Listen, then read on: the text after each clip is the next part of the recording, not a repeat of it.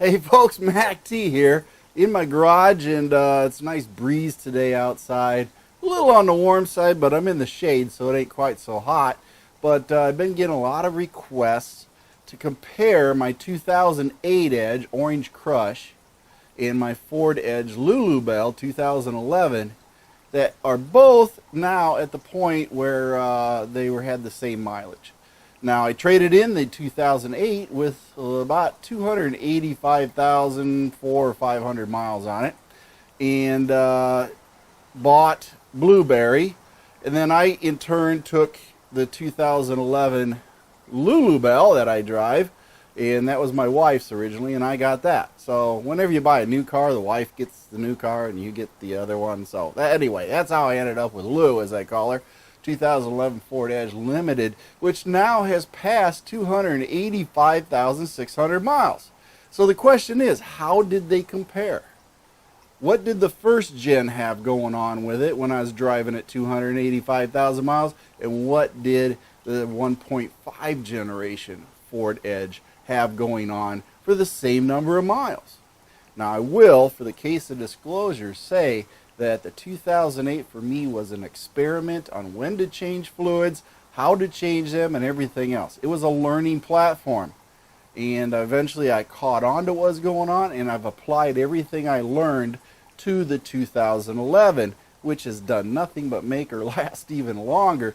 So the poor 2008 Orange Crush did suffer the consequences, and some of the things that I did, in that I sort of followed the Ford Edge mantra of lifetime fluids in some ways, but I learned my lessons on it, and I basically adjusted and learned when to change fluids and what to do with them. So it was a learning platform, but it still held up pretty good. Now, I had so much stuff, I had to sit down and write it down, because the 2008 was a good long run for me. I had it from 2010 until 2000, I think it was 15 or 16, when I, of course, started driving Lulu here. I think I bought Lulu in 2015, but I ended up taking over Lulu in 2016 or something like that. I'm not sure what was going on in all this time frame, but that's how it all happened and materialized. I will tell you, the Orange Crush started out life as a rental down in Texas, and Lulu started out life as a rental right here in my home city, the Quad Cities. And then it ended up going to Minnesota for a while, and then I bought it, so I'm essentially the third owner, whereas the Orange Crush, I was the second registered owner on it. So it was bought by a dealership and then sold to me. So, it was an auction vehicle, essentially. But did drive them, did go through them. So what did I go through on the 2008? 2008 had all sorts of stuff. I got to put my glasses on to read. One thing I had to do is replace an O2 sensor. Why did I have to replace it? Not really sure. It was only one. It went bad, but it also sent me a message then when I had my spark plugs up to 151,000 miles. Whole different story. Like I said, some certain circumstances were occurring that I couldn't do the maintenance, and it's one of those deals in life that you have to live with. But anyway, ultimately I ended up going through 3 sets of LCAs on the Orange Crush. That's right, the 2008 loved LCAs. Now, in part of that, I was using Moogs, and the Moogs ball joints were failing. So all I can tell you is the ball joints aren't very good on Moogs, at least the ones I was using. So maybe the OEM replacements are better. I went through 3 sets of shocks. That's right. I went through 3 sets of shocks and struts during that time frame. I went through 6 sets of wheel bearings, 2 on the front and then 4 on the rear. That's right. Lots of wheel bearings on the Ford Edge on the 2008 version. The purge valve went bad sort of before I traded it in, so I didn't really worry about it. The torque mount was completely shot. The transmission torque mount on the 2008 was completely shot, and I was going to replace it. I already had the part, but then I traded it. Power steering hose went out on the 2008 Ford Edge, so I had to have the power steering hose replaced. I was on the road, so couldn't do it myself. Rear tail light bulbs burn out. We all know about how black and melted and everything they get on the first gens, so that's something to keep track of. The TSS and OS sensors in the transmission went out. Again, I was on the road. I ended up getting it towed and having to have it fixed. That cost me, I think, $700 or $800 to have that done. I did hit 2 deer. One head on and then one ran into the side of the car. I got sideswiped by a Dodge Dakota pickup truck. So I had 3 accidents with it, essentially, that had to have repairs. And then a struck object, a semi-truck universal joint, broke off in the drive shaft, bounced down the highway, landed up underneath, dented a bunch of stuff, broke my front windshield. Really scary time there when that happened. The steering gear. Yeah, the rack and pinions, y'all like to call it. The steering gear was leaking profusely towards the end there, and that was another thing that I was researching to replace because the steering gear was just about shot. Why was it shot? Because guess what? I never changed the power steering fluid in that thing, except when the hose got broke and then it got changed. But by then it was probably too late.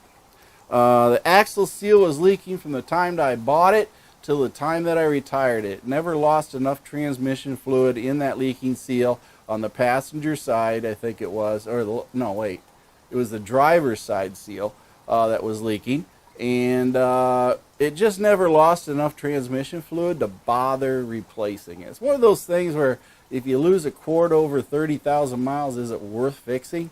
And in my opinion, it wasn't, so I never replaced it. One thing the mechanics kept telling me all the time was that when they were doing oil changes stuff, they kept telling me the rear main seal on it was leaking. And I was losing some oil, and it was all wet underneath there in the same place that it would be, I guess. I never investigated it very far. All I did is just bump it up to a high mileage oil, seal swellers and all that stuff. And I just kept riding it out, and it never became an issue. But it did have it wasn't leaking, but it was seeping and making everything wet underneath. So rear main seal, whether or not it needed to be replaced, I don't know. It just never happened. The radio inside, you know how Ford's radios are, the green screen. Yeah, all the diodes on it died. I couldn't tell what radio station I was on. I sort of had to go by memory how I turned the dial. Could have put an aftermarket in and called it a day, but as it was, once I set a radio station, I think I was listening to satellite, so I didn't really care. I did go through 2 batteries. That's right. Went through 2 batteries on that Ford Edge, so altogether, counting the original, is 3 batteries on that. But I did go through 2 batteries on it before I did trade it in. Overall, that is predominantly what I did for the 2008. I can't remember for the life of me if there's anything else I did with it, other than general maintenance that I was learning how to do, changing transmission fluids, the oils. Oils I was pretty religious on, and if you go on YouTube, I have one of the very few times I tested oil. I think it was like 268,000 miles. I tested the oil, and the oil test at 268, the wear was exactly and as good as the wear on Lulubelle is now. So I was really good about oil changes. It's just transmission was probably all right, but who knows what it was actually like. I didn't really test that. But overall, when I traded in Orange Crush, that vehicle was fully in operation. Nothing in it was broke, although some did need repairs. Now, going to the 2011 Lulubelle, that's right, Lou as I call her. What have I done in the process of getting this vehicle to 285,600 miles? Now, here's the thing. I learned a lot from the Orange Crush, so I applied everything I learned to Lou. So Lou's in a lot better shape, but overall I think Lou's in better shape because engineering changed. They changed certain things. They made that brakes heavier. That's right. Heavier bolts, heavier everything. Improved upon that. It's a whole new engine instead of it's a TI VCT. So the other one was an IVCT. So the 3.5 underwent a little bit of a change too. So a lot of things. The 6F50 transmission went through a bunch of modulations. It changes there. So it really didn't change, but it did, and it stayed in pretty good shape. So what did I change on the 2011 to get to me this point today. Now keep in mind the 2011, like I said, was a rental car. I went through, 2 sets of shocks and struts. I'm getting ready here pretty soon, in another 10-15, to replace the shocks and struts again. But right now, shocks and struts are holding up better in a lot of ways than the Orange Crush did. Is all I can tell you is I changed a lot of shocks and struts. Strut mounts were horrible for the Orange Crush. But this one seems to, the 1.5 gen, seems to have a lot better deal, or they improve the strut mounts. Power steering line. Hey, the same thing as the Orange Crush, same hose, same line. It failed too early on in its life. It was actually changed under warranty when it was first sold. So, I didn't have anything to do with that. I just know it was done because I know the Oasis report. Battery, I've only been through one battery, and I learned my lesson on batteries, and I replaced the battery with an AGM battery. After that Motorcraft went, I went with the AGM, and I have not replaced the battery since. I replaced the purge valve. Reason I replaced the purge valve was not because it failed, but because it was starting to fail. In other words, I just went ahead and replaced it because I discovered that it was starting to lose its vacuum, and I figured I just didn't want the problem on the road, so I just went ahead and replaced it. $30, $40 fix. Takes you 5 minutes at the most. Motor mount. I replaced a motor mount on Lou. And the question is, did I need to do it or didn't I need to do it? Well, I figured to hedge my bets, lessons learned from the Orange Crush, I might as well start replacing engine, trans, and torque mounts. So I replaced the motor mount. I looked at it. It really didn't look like it needed to be replaced, folks. But I went ahead and did it anyway. So you can't really count that for or against because it didn't look like it had failed. I didn't feel like it had failed. It was one of those let's get it replaced type things before it fails. So that's what I went and did. I have replaced 2 rear wheel bearings. You can see my video on that where I used Thor's hammer, a lava volcano, and everything else to get those bearings off of there. Hardest job I've ever had. Even the mechanics in the garage are going, when's he going to stop beating on that thing? We just couldn't get them off. And even they came up. We applied heat, hammers, everything else. Eventually we got them off.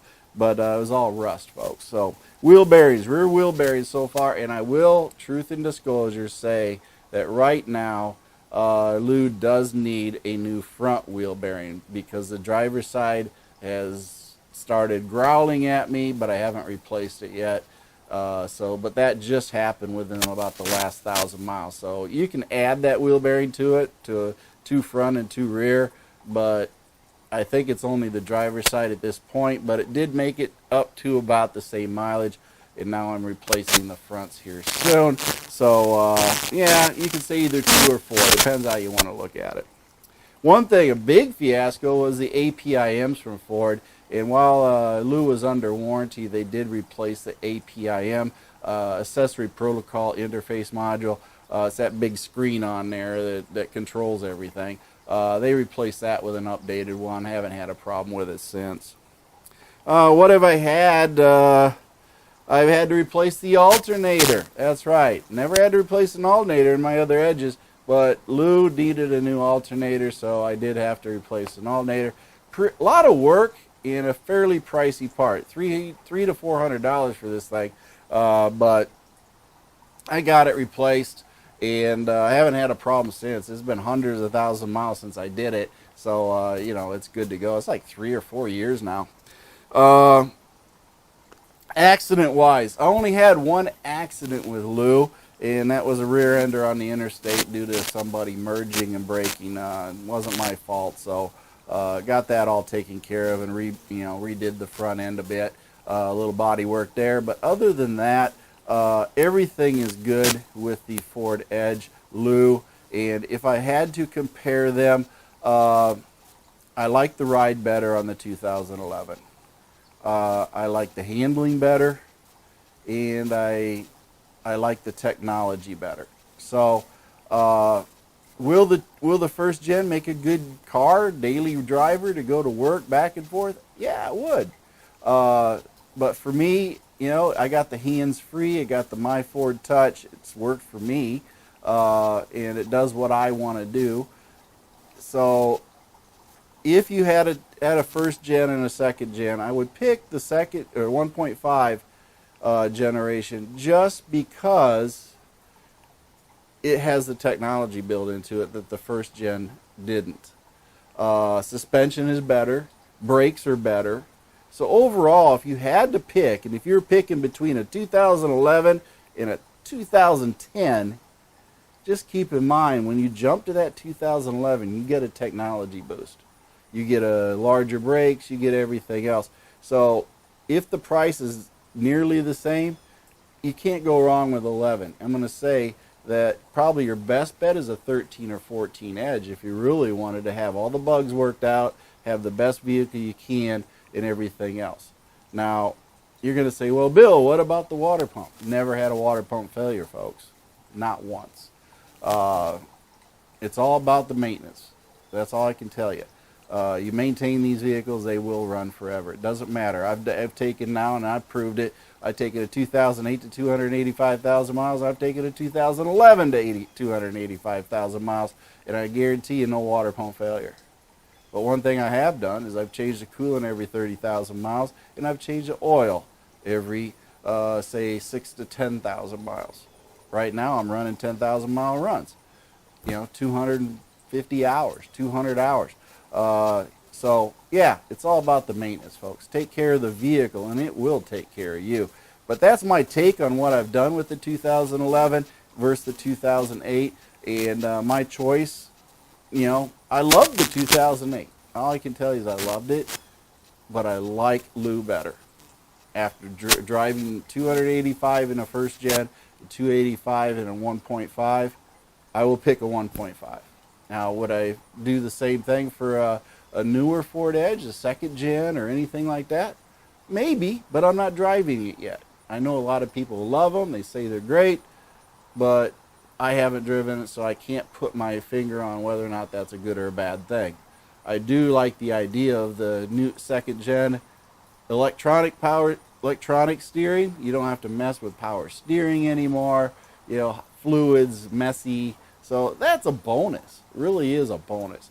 So, you know, but anyway, this is my take on it. I hope this explains what I had to go through to get my Ford Edges at 285,000 miles and what went on in that process. Other than that, just your general maintenance is all I've ever done to either one of them, and more so for Lou than I did the Orange Crush. The Orange Crush, I guess, was my orange-headed stepchild as far as that goes. So yes, I didn't treat her well, but she made it anyway. So anyway, Lou's a little bit more of a princess, I guess, in that case. But this is MACT Ford Edge. Make sure you like, subscribe to my YouTube channel, and also the Facebook group, which is the largest Facebook group for Ford Edge and Lincoln MKX. The Band of One's got some great music for you all to listen to. My feet hit the floor today, and I'm having a great day, and I want you to have a great day too. And Mercy Girl's got a couple of one-liners for you. Thank you for watching MACT's videos, and remember to like and subscribe. This is a Mercy Girl production.